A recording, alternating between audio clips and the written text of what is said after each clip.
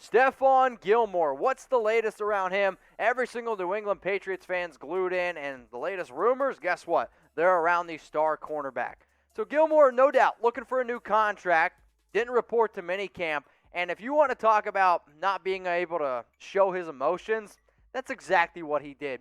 So CBS Sports provided the top 10 highest paid cornerbacks on Twitter. Gilmore quote tweeted it and said, "Oh, okay, obviously he's not one of the top 10 corners. He's not happy with his current contract, due only to make $7 million on his base salary. He wants not only a new deal, he wants to be paid as one of the top guys in the league." So in terms of the top 10 highest paid cornerbacks, you got Jalen Ramsey making $20 million a year, Marlon Humphrey at 19.5, Tre'Davious White 17.25 of the Bills, Darius Slay of the Eagles is sitting there with 16.68. Byron Jones is making 16.5 mil. Those are your top 5. And then 6 through 10, Xavier Howard, 15.10. And guess what? He's even looking for a new deal. James Bradbury of the New York Giants, 14.5.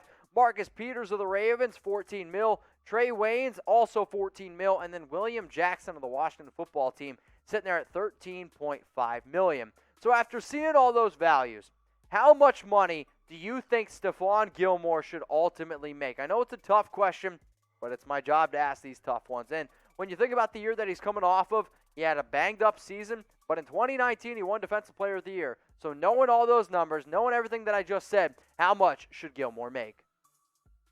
Let's look at the past 5 seasons for him, because in 2016 with the Bills, he was obviously a very, very good player. 48 tackles, 12 pass breakups, 5 interceptions.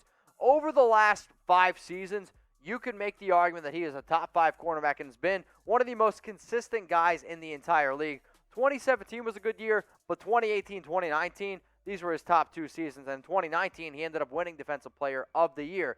The issue, he's coming off a bad season, suffered a lot of injuries, especially to that thigh, which has definitely slowed him up. In terms of the overall grades, because sometimes you can't see everything with, stats, and I'm also not saying PFF is like the end-all, be-all, but sometimes I do think their grades can actually help out a lot of people. 2016 with the Bills, 63.6 overall grade. 2017 jumped all the way up to 78.2. If you're in the 90s according to PFF, you are just one of the best, if not the best. 90.7 overall. 2019, an 82.8 overall grade. And then this past season, to take a little bit of a step down.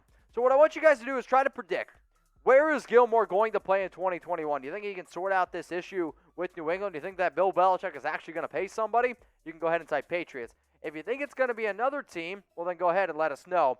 I'm going to give you my top 5 teams that, if he doesn't end up staying in New England, which teams I think maybe make the most sense of him getting traded to. The Los Angeles Chargers make some sense to me. The Arizona Cardinals have been in all-in mode. I don't know if they're going to have enough money to be able to make it work, but that is definitely a big-time need there. The 49ers make some sense, the Chicago Bears, and then the Seattle Seahawks.